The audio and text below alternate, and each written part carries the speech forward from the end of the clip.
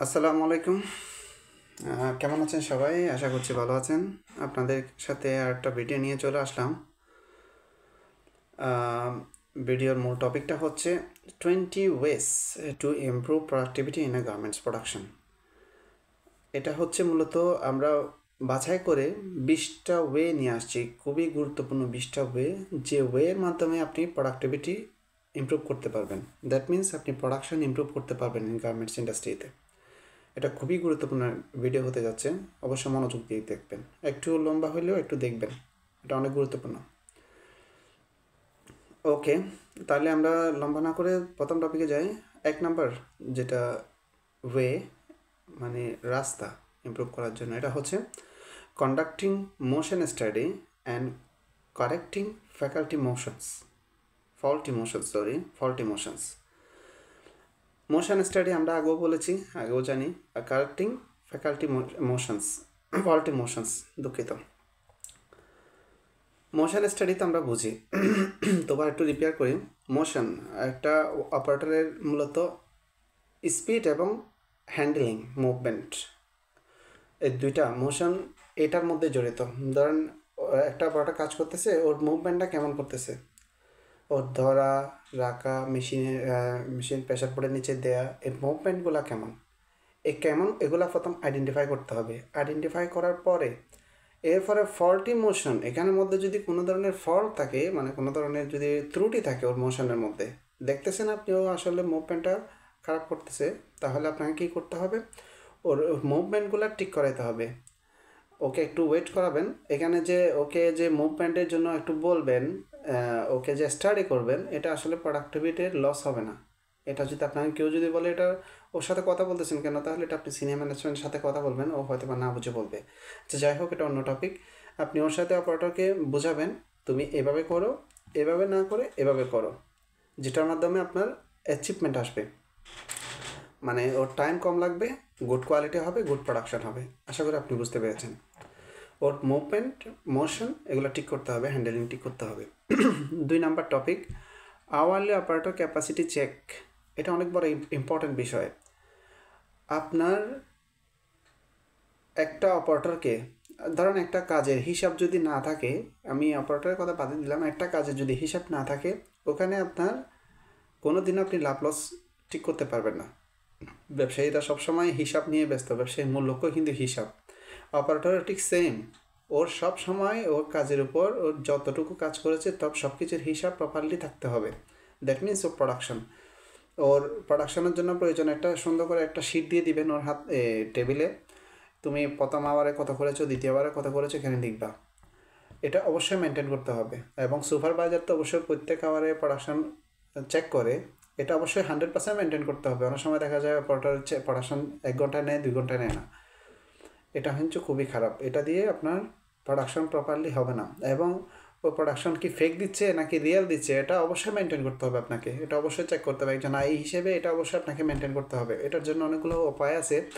ধরেন আপনি ওকে ইনপুট দিলেন, কয় বান্ডিল দিলেন, ওখানে আপনি কেয়ার রাখলেন, এবং আধা ঘন্টা পর পরে শুধু জাস্ট দেখা ও আসলে শেষ করতেছে কিনা, ও কত বান্ডিল শেষ করেছে, 1 ঘন্টা শেষে কত বান্ডিল শেষ করছে, কত বান্ডিলের জন্য কথা হিসাব ওর সুপারভাইজারকে দিছে, এটাও মেনটেন করবেন। এটা দিলে আপনার ফেক প্রোডাকশন দিচ্ছে কিনা এটা বুঝতে পারবেন।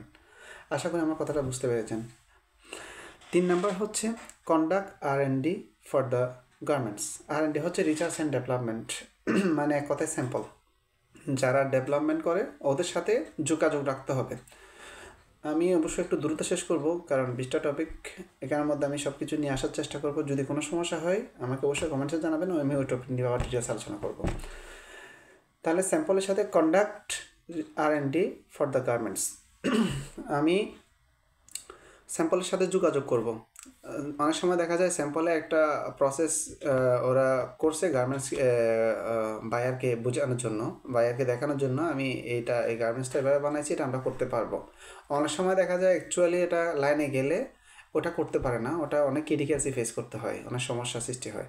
সেই জন্য এটা সবসময় একটু স্যাম্পলের সাথে কন্ট্যাক্ট রাখতে হবে, সেজন্য একটু স্যাম্পলের সাথে কন্ট্যাক্ট রাখতে হবে। কি আপনারা এভাবে এই প্রসেসটা কীভাবে করেছেন একটু আমাদেরকে গাইড করেন, এবং ওনাদের কাছ থেকে ইনফরমেশন নিয়ে সেভাবে এটা কাজ করা লাগে। কাজ করতে হবে এবং মেশিন সেট করতে হবে। এটা আসলে আরও নিচে ডিটেলসে বলবো, আপনি একটু এতটুকুই জাস্ট একটু মাথায় রাখতে হবে। তারপরে হচ্ছে চতুর্থ, used best possible line layout. এটা অনেক বেশি ইম্পর্ট্যান্ট, আমি মনে করি এটা খুবই ইম্পর্ট্যান্ট। একটা লাইন লেআউট মানে হচ্ছে আপনার যখন একটা স্টাইল পাইছেন, স্যাম্পলটা যখন নেবেন, একটা লেআউট মেক করবেন, কোন মেশিনের পরে কোন মেশিন হবে, কোন মেশিনের পরে কোন মেশিন হবে, এবং কোন প্রসেসে কয়টা মেশিন দিতে হবে, কোন প্রসেসে কোন অপারেটর হবে, এই বিষয়গুলো ডিটেলস আগে লিখে ফেলতে হবে। আপনার আগে একটা লেআউট মেক করে ফেলতে হবে একদম প্র্যাকটিক্যালি।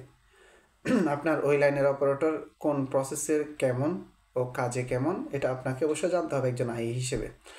এবং ওই অপারেটরকে ওই প্রসেসে দিলে ওর প্রোডাকশন দুইটা ভালো হবে, সেগুলো অ্যানালাইসিস করতে হবে। এবং অপারেটর অবশ্যই এভাবে দিতে হবে, এবং মেশিন অবশ্যই দেখে শুনে এভাবে দিতে হবে। ধরেন একটা প্রসেসে আমার লাগবে 2টা মেশিন, আমি একটা মেশিন দিলাম তাহলে হইলো না, আবার 2টা মেশিন দরকার না, আমি একটা দিলাম তাহলে হইলো না। লেআউটটা সেজন্য অনেক বেশি ইম্পর্টেন্ট, এটা দিয়ে আপনার লাইনের ফয়সালা নির্ভর করতে পারবে। এক কথায় আমার কথা আসলে বুঝতে পেরেছেন। আমি আর একটু ডিটেলসে যাচ্ছি না, লেআউট নিয়ে আরেকদিন অবশ্যই আলোচনা করব, এটা একটু মাথায় রাখবেন লেআউট। তারপরে 5 নম্বরে আসছে হচ্ছে satisfied work station layout. Work station, ধরেন আপনার যখন লেআউট বানাইলেন, মেশিন অনেক সময় দেখা যায় আমার পেছনের অপারেটর অথবা পাশের অপারেটর আমাকে না দিয়ে দিচ্ছে দূর থেকে আর একটা অপারেটরে, তাহলে আপনার এখানে কী হবে, মুভমেন্ট, টাইম দুইটাই লস হবে। টাইম এবং হ্যান্ডেলিং দুইটাই লস হবে। এই জন্য অপারেটরের প্রসেস এমনভাবে দিতে হবে যাতে ওর পাশে থাকে, প্লাস নিতে খুব সহজ হয় এক অপারেটরের কাছ থেকে আরেক অপারেটর। আশা করি বুঝতে পেরেছেন, এটা একটু মাথায় রাখতে হবে। তারপর 6 নম্বর হচ্ছে reduce line setting time, line layout time আমরা লাইন ফিডিং টাইমে বলি, অবশ্যই কমাইতে হবে। আমার এটা কমানোর জন্য অনেকগুলো উপায় আছে, এই উপায়গুলো নিয়ে একটু আলোচনা করব, তবে এই টাইমগুলো অবশ্যই কমাইতে হবে।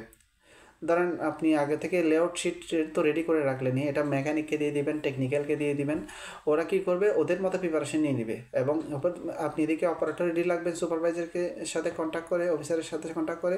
তো আপনি যখন লাইন ফিডিং হবে তখন দ্রুত একটা মেশিন শেষ হয়েছে, আপনি একটা মেশিনের ওই অপারেটর যেটা সিলেক্ট করা আছে ওরা নিয়ে আসবেন।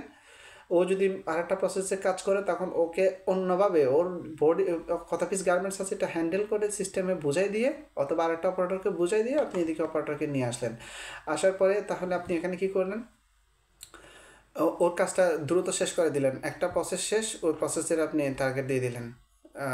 কয়েক পিস চেক করার পরে দেখা যাচ্ছে কোয়ালিটি ঠিক আছে, তাহলে ও টার্গেট দিয়ে দিবেন। 1 ঘন্টা প্রয়োজনে 1 ঘন্টা যেখানে 100 পিস ক্যাপাসিটি হবে ওখানে 10 পিস দিবেন, দ্বিতীয় ঘন্টা 20 পিস দিবেন, এভাবে দিয়ে যাবেন।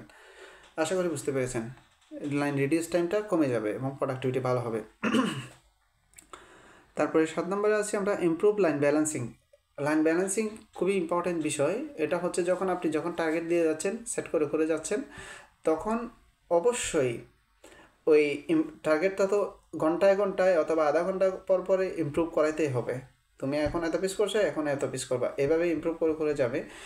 আর লাইন ব্যালেন্স হচ্ছে মেশিন, মূলত আপনার যেখানে আপনার লাইনে যদি টার্গেট যদি 150 পিস হয়, তাহলে আপনি 150 পিসের লাইন ব্যালেন্স করতে হবে। মানে হচ্ছে যেখানে 2টা মেশিন দেওয়ার কথা সেখানে 2টা দিবেন, যেখানে একটা দেওয়ার কথা সেখানে একটা দিবেন, আপনার বাজেটেড ম্যান পাওয়ারের মধ্যে।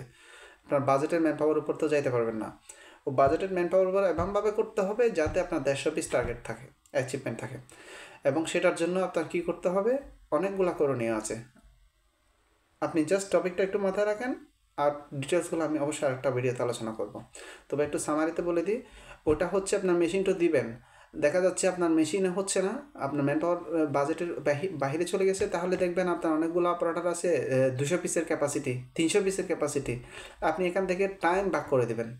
ধরেন টাইম মনে করেন ওর 150 পিসের টার্গেটের টাইম রেখে, আর ধরেন 20 মিনিটস বা 15 মিনিটস আর একটা যেটা শর্ট আছে আমি ওখানে সেট করে দেবেন, এবং ওই অপারেটরটা মাল্টি স্কিল কিনা এটা চেক করে নেবেন। আশা করি বুঝতে পেরেছেন। তারপরে হচ্ছে আপনার 8 নম্বর topic, use work aids, attachment, guides, correct presser foot and folders. এটা অনেকবার ইম্পর্টেন্ট, এটা দিয়ে আপনি অনেক কিছু রিলেটেড। ধরেন একটা ইউজ গাইড মানে তো ইউজ ওয়ার্ক এইডস মানে হচ্ছে কাজের সুবিধার্থে যে জিনিসগুলো সহযোগিতা করবে এই জিনিসগুলো। তারপর হচ্ছে অ্যাটাচমেন্ট, আমি ওখানে যে কোনো অ্যাটাচমেন্ট দিতে পারি, অথবা গার্মেন্টসগুলো রাখার জন্য একটা বোর্ড দিতে পারি, অথবা একটা কী বলে যে কোনো অ্যাটাচমেন্ট হতে পারে। আপনি একটা রিং করার জন্য, অথবা যে ওর কাজের উপর নির্ভর করে আসলে অ্যাটাচমেন্টটা দিতে হবে। ও কী কাজ করতেছে, কীভাবে কাজ করলে একটু সহজ হবে, সেই হিসাব করে ওখানে অ্যাটাচমেন্টটা দিতে হবে। আর গাইড এমনভাবে দিতে হবে যাতে ওর দ্রুত প্রোডাক্টিভিটি থাকে। অনেক সময় দেখা যায় গাইড দিলে একটা প্রসেস ইজিলি করতে পারতেছে, প্রোডাক্টিভিটি কোয়ালিটি দুটোটা ভালো হচ্ছে, ওইরকম গাইড ইউজ করতে হবে। তারপর হচ্ছে correct pressure put and folders. Correct pressure puts and folder. Pressure put and folder, আমরা তো প্রেশার পুট তো চিনি, না চিনলে একটু জানাবেন। হ্যান্ড ফোল্ডার তো আরেকটা ইম্পর্টেন্ট জিনিস। অনেক সময় দেখা যায় 2-3টা পার্ট একসাথে যুক্ত করে দিতে হচ্ছে, ওখানে ফোল্ডার ইউজ করা লাগে, আপনি তো ইজিলি করতে পারবেন না, এই জন্য ফোল্ডার ইউজ করতে হবে। দেন আসি হচ্ছে 9 নম্বর টপিকে, continue feeding to the sewing line. Continue ফিডিংটা টু, যেটা বললাম, একটা মেশিন শেষ আর একটা মেশিন 100% রেডি রাখতে হবে। একটা অপারেটরের কাছে আর একটা অপারেটর এনে এখানে রেডি রাখতে হবে, মেশিন রেডি রাখতে হবে, সবাইকে রেডি রাখতে হবে, এবং দ্রুত কাজ বুঝাই দিতে হবে, এবং কোয়ালিটি সম্পন্ন বুঝাই দিতে হবে, এবং বুঝাই দেওয়ার পরে দেন আরেকটা মেশিনে যাবে। মূল কথা হচ্ছে আবার একটা মেশিনের প্রোডাকশন শেষ, আগের প্রোডাকশন শেষ, ওখানে আরেকটা প্রসেস, আরেকটা মেশিন, আরেকটা অপারেটর 100% রেডি রাখতে হবে। এটা হচ্ছে কন্টিনিউয়াস ফিডিং। মানে আমার আগের আউটপুট শেষ হয়েছে, নতুন প্রোডাকশন আউটপুট হবে 1 ঘন্টার মধ্যে, এটা মাথায় রাখতে হবে। তারপর হচ্ছে 10 নম্বর আছে feed fall free and pitches cutting to the line. Feed fall free, এটা কোনো ধরনের ত্রুটি হয় নাই, হবে না ওইরকম। মনে করেন একটা ফিডিং করে ফেললেন লাইন, একটা প্রসেস অথবা একটা কাট প্যানেল অথবা একটা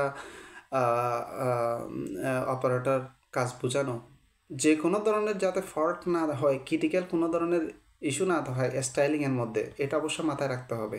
এটা যদি থাকে বিগ লস হবে লাইনের জন্য, এটা অবশ্যই মাথায় রাখতে হবে আপনার। যখন একটা ফিডিং হবে, স্টাইলিং ঠিক আছে কিনা, টেকনিক্যালের সাথে বসে, অথবা লেভেল, বিশেষ করে লেভেলের মধ্যে কোনো ইস্যু আছে কিনা, অথবা স্টাইলিংয়ের কোনো ইস্যু আছে কিনা, অথবা অ্যাক্সেসরিজের কোনো ইস্যু আছে কিনা, মাস্ট বি দেখতে হবে এবং অ্যানালাইসিস করতে হবে। এটা আপনার কোন ডিপার্টমেন্টের দায়িত্ব, এটা হচ্ছে বড় কথা না। এটা ডিপার্টমেন্ট মানে আপনার গার্মেন্টসের লস, এটা হয়তো আপনার রেসপন্সিবিলিটি না, তবে একজন আই হিসেবে মাথায় রাখতে হবে এটা আপনার 3 নাম্বার চোখ, আপনি কোম্পানির 3য় নাম্বার চোখ। এখানে আপনার শুধু কোন ডিপার্টমেন্ট ভুল করতে সেটা দেখার কোনো বিষয় না, এটা আপনি 3য় লোক হিসেবে এটা আপনাকেই করতে হবে, এটা আপনার দায়িত্ব হিসেবে নিতে হবে, এবং এটা আপনি কোম্পানির মালিক হিসেবে কাজ করতে হবে এখানে। এটা অবশ্যই বুঝতে হবে, আমার যাতে প্রবলেম না হয় এটা অবশ্যই মাথায় রাখতে হবে কোনো ধরনের অ্যাক্সেসরিজ অথবা স্টাইলিংয়ে। তো যাই হোক, 11 নম্বর টপিক, এটা হচ্ছে trimming for line supervisors, training for line supervisors. আমাদের আর একটা গুরুত্বপূর্ণ বিষয়, অনেক সময় দেখা যায় বর্তমানে আমাদের একটা প্র্যাকটিস আছে, বাংলা, অনেক সময় বাংলা না, অনেকগুলো ফ্যাক্টরিতে আছে খুবই লোয়ার কোয়ালিটির সুপারভাইজার নিয়োগ দেওয়া হয়। আসলে আমাদের এখানে অনেক বড় ইম্পর্টেন্ট হচ্ছে, এখানে স্কিল সুপারভাইজার নিয়োগ দিতে হবে। স্কিল মানে শিক্ষিত সুপারভাইজার। আমার এখানে ক্লাস 5 পাস, 1 পাস, স্কুলও যায় না, এসএসসি পাস, মোটামুটি চলে বুঝে, এরকম ফলাফল আমি নিয়োগ দিলাম। এখন দিন শেষে আমার মেন প্রোডাকশন যেখান থেকে আসবে, এখানে দায়িত্ব যদি ওর উপরে একটা আনস্কিল লোককে দিয়ে দিই তাহলে কেমন হবে? এটা অবশ্যই প্রথমে দেখতে হবে ওই সুপারভাইজারটা শিক্ষিত আছে কিনা, ওর সিনিয়রকে রেসপেক্ট করে কিনা, মুখের ব্যবহার ঠিক আছে কিনা, এটা ফার্স্ট। দ্বিতীয় কথা হচ্ছে ওকে অবশ্যই ট্রেনিংয়ের ব্যবস্থা করতে হবে। আমাদের ম্যান পাওয়ার ট্রেনিং অনেক বড় ইম্পর্টেন্ট জিনিস, এটা আমি আরেকটা বিষয়ে অবশ্যই আলোচনা করব, যদিও আমার মনে না থাকে আমাকে জানাই দিবেন।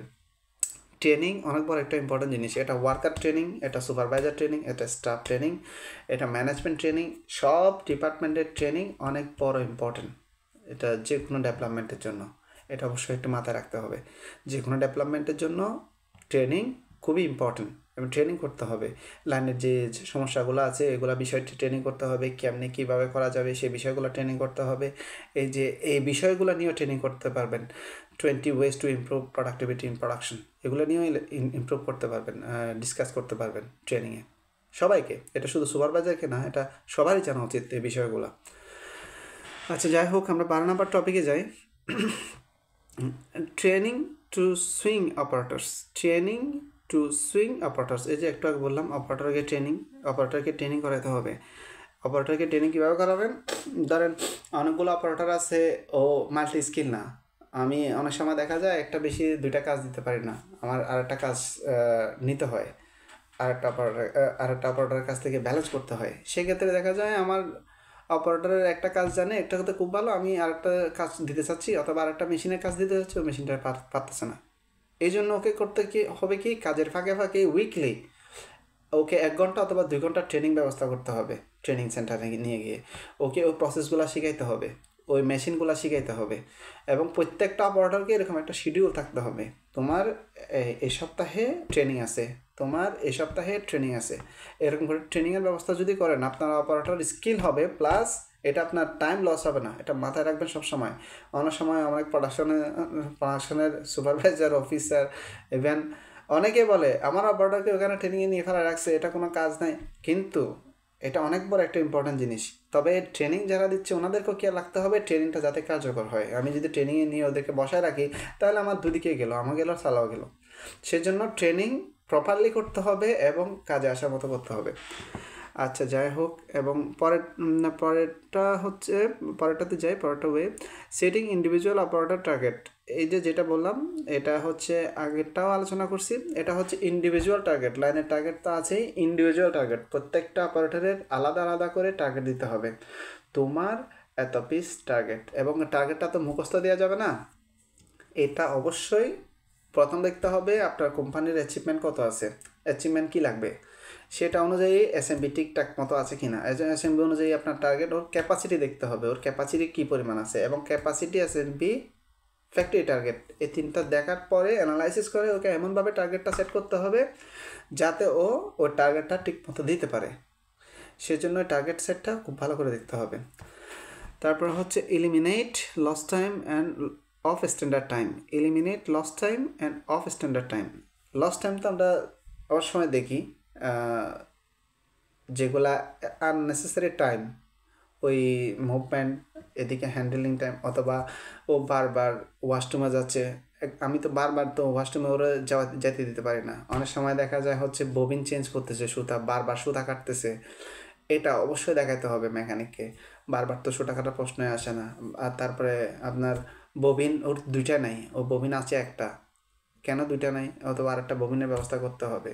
কারণ একটা ববিন দিলে আরেকটা ফোরাইতে ওর ওখানে মেশিন দিয়ে সুতাতে টাইম লাগবে। এরকম আরও অনেক এক্সট্রা আননেসেসারি টাইম আছে, এগুলো রিডিউস করতে হবে। আশা করি বুঝতে পেরেছেন। তারপর হচ্ছে real time shop floor data tracking system.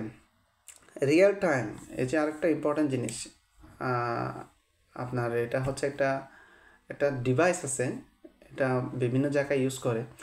Real time অর্থাৎ রিয়েল কতটুকু করে আউটপুট হচ্ছে প্রতিটা মিনিট, প্রতিটা আওয়ারে, এটা ইনফরমেশনটা একটা স্লাইডের মাধ্যমে শো করানো, একটা মনিটরে অথবা ডিসপ্লেতে দেখাতে পারবেন। প্রতিটা ঘন্টায় সবাই দেখবে তোমার এত পিস আউটপুট হচ্ছে, এই ঘন্টায় এত পিস আউটপুট, এত পিস রিজেক্ট, এত পিস কিউসি পাস, এত পিস স্টকে আছে, লাইনের ডাব্লিউপিআই তো আছে, ডিটেলস লেখা থাকবে। তাহলে আপনি রিয়েল বুঝতে পারবেন আসলে আপনার লাইনের ওই অপারেটরের সিনারিও কি।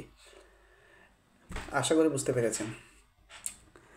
Using an auto trimmer sewing machine. Okay, এটা তো সবাই জানেন। অটো ট্রিমিংয়ের অবশ্যই করতে হবে, এমন তো আপনার ম্যানুয়াল ট্রিমিংয়ের কোনো কাজ নেই, অটো ট্রিমিংয়ে লাগবে সব জায়গায়। অটো ট্রিমিংয়ের ব্যবস্থা করতে হবে, এটা মাস্ট। অটো ট্রিমিং খুবই ইম্পর্টেন্ট। অটো ট্রিমিংয়ের জন্য আপনার কোম্পানির হয়তো বা মনে করেন যদি লস হয়, তাহলে তো এটা তো কিছু বলার নেই। কারণ হচ্ছে আপনার ম্যানুয়াল যে মেশিনটা আছে, ওই মেশিন দিয়ে আপনার অনেকগুলা লস হবে আর কোম্পানির উল্টা। কারণ হচ্ছে ওইখানে ওর সুতা তো অপারেটরে কাটবে, কিন্তু আপনি যখন আউটপুটে যাবেন ওইখানেও সুতা থাকবে, এবং ওই সুতা থাকার কারণে কোম্পানি বায়ারে কী করবে, রিজেক্ট করবে, এবং রিজেক্ট করবে, আবার রিচেক হওয়ার পরে আবার আপনাকে পাঠাতে হবে। অনেকগুলা প্রসেস, এবং এই প্রসেসগুলোর সাথে যতগুলো খরচ জড়িত সবগুলো আপনাকে বহন করতে হবে, কোম্পানির মালিককে বহন করতে হবে। তো যাই হোক, এটা অবশ্যই করতে হবে, অটো ট্রিমিংয়ের ব্যবস্থা করতে হবে। ইনস্টলিং বেটার ইকুইপমেন্ট, এমন ইকুইপমেন্ট ইউজ করতে হবে যেটা খুবই ভালো। এই যেমন মেশিন, তারপরে হচ্ছে আপনার অত্যাধুনিক ডিভাইস। এখন যতগুলো মেশিন আছে কত পিস করতেছে, এটা অটোমেটিক চলে আসবে ওরকম ডিভাইস। তারপরে যেগুলো আপনার ফোল্ডার, অ্যাটাচমেন্ট, প্রেশার পোর্ট, যত ধরনের ইকুইপমেন্ট ইউজ করে সবগুলো ব্যাটারগুলো ইনস্টল করতে হবে। তারপর হচ্ছে line quality inspection and regular interval. Line quality এটা আর বড় ইম্পর্টেন্ট জিনিস। কোয়ালিটি অবশ্যই দেখতে হবে। লাইন কোয়ালিটি যে থাকবে ওর উপর অনেক দায়িত্ব। ও যদি বলে আমার উপর কোনো দায়িত্ব নেই তাহলে এটা ভুল। আমার ওখানে প্রত্যেকটা মেশিনে একটা ট্রাফিক লাইট সিস্টেম থাকে ওই অপারেটরের কাজের কোয়ালিটি কেমন এটা চেক করার জন্য। এখন ওই কোয়ালিটি যদি মনে করে এই প্রসেসটা ভালো আছে, মুখস্থ যদি বলে দেয় ওর ঠিকঠাক মতো করতেছে, তাহলে হচ্ছে ওর ভুল। অবশ্যই চেক করতে হবে নিয়ম অনুযায়ী। কয়েক পিস চেক করার পরে দেখতেছে কোয়ালিটি ভালো আছে, তাহলে তাকে এখানে গ্রিন লাইট দিবে, আরেক মেশিনে যাই কোয়ালিটি আরেক মেশিনে চেক করবে। আশা করি আমার কথাটা বুঝতে পেরেছেন। এভাবে প্রত্যেকটা প্রসেস 100% একটু মুভমেন্টের মধ্যে রাখতে হবে। ওকে, তারপরে হচ্ছে আপনার অপারেটর মুভমেন্ট এটা হ্যান্ডেলিং এবং মুভমেন্টের উপর নির্ভর করবে। এটা আপনার আগেও আলোচনা করা হয়েছিল। এটা হচ্ছে অপারেটর মুভমেন্টটা কীরকম হচ্ছে, ওর গার্মেন্ট প্যানেল ধরা থেকে ইনপুট দেয়া এবং প্রেসার পুটের নিচে দেয়া, অথবা ওর গার্মেন্টসগুলো ডান হাত পাশ থেকে নাকি বাম পাশ থেকে, অথবা সামনে অথবা পিছন থেকে কোন পাশ থেকে নিচ্ছে, এবং সেই পরিমাণ ওর সমস্যা হচ্ছে কি না, ওই ক্যাপাসিটিতে অর্থাৎ সাইকেল টাইম কীভাবে রিডিউস করা যায়, এই কথা এগুলো অ্যানালাইসিস করতে হবে। এরপর কথা হচ্ছে আপনার plan for operator incentive scheme. এটা অনেক বড় একটা ইম্পর্টেন্ট বিষয়। ধরেন অনেকগুলো অপারেটর আছে খুবই ভালো এফিসিয়েন্সি দিয়ে কাজ করে। ধরেন ওদেরকে ও কাজ করতেছে, একটা অপারেটর সেম স্যালারি, ধরেন 10,000 টাকা করে স্যালারি, আর একজনের 10,000 টাকা, কিন্তু একজনের এফিসিয়েন্সি হচ্ছে 80%, আর একজনের এফিসিয়েন্সি হচ্ছে 50% কাজের। তাহলে এখানে ওর মূল্যায়নটা ঠিকমতো পাচ্ছে না। সেজন্য একটা ইনসেন্টিভের ব্যবস্থা করতে হবে। যার এফিসিয়েন্সি, আউটপুট, রেজাল্ট, কোয়ালিটি সব কিছু ভালো, ওদেরকে একটা ইনসেন্টিভের ব্যবস্থা করতে হবে। আশা করি আমার ভিডিওতে সব কিছু বুঝতে পেরেছেন। 20 ওয়েজ, এগুলো খুবই ইম্পর্ট্যান্ট বিষয়। এই বিষয়গুলো নিয়ে একটু অ্যানালাইসিস করবেন। এগুলো ফ্যাক্টরিতে যে কোনো ইমপ্রুভমেন্টের জন্য, প্রোডাকশন এফিসিয়েন্সি, প্রোডাক্টিভিটি এবং অন টাইম শিপমেন্ট সব কিছু এটার সাথে রিলেটেড। আশা করি আপনাদের এটা উপকারে আসবে। পরের ভিডিওর জন্য সাথেই থাকুন। ধন্যবাদ।